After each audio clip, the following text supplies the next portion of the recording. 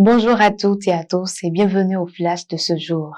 Le gouvernement béninois et les producteurs de coton et de soja sont désormais en phase pour optimiser l'essor des filières agricoles.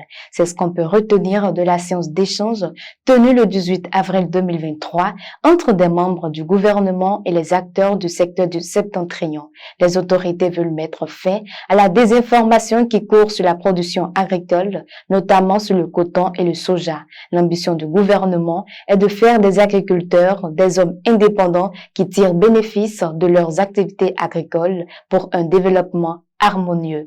D'une information à une autre, la ministre des Affaires sociales et de la microfinance, Véronique Togne-Fodé, entreprend une tournée nationale depuis quelques semaines. C'est dans le but d'échanger avec le personnel en service au niveau déconcentré sur leurs conditions de travail et les efforts du gouvernement pour leur offrir de meilleures conditions. Au cours de cette tournée, les agents concernés ont eu à exprimer leurs préoccupations et ont souligné aussi les difficultés auxquelles ils font face dans l'exercice de leurs fonctions sur le terrain ainsi que leurs attentes.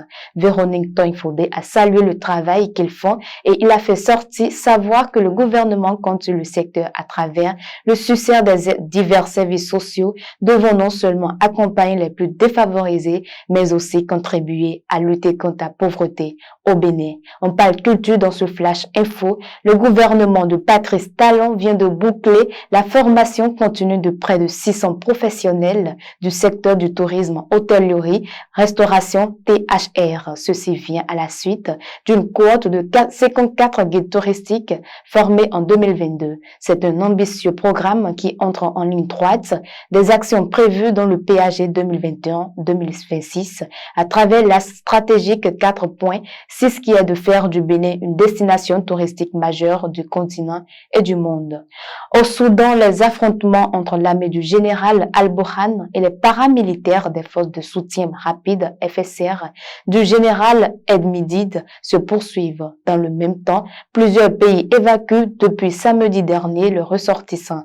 Même la France est parvenue ce dimanche 23 avril à faire ressortir du Soudan 388 personnes. Les opérations pourraient durer jusqu'à mardi.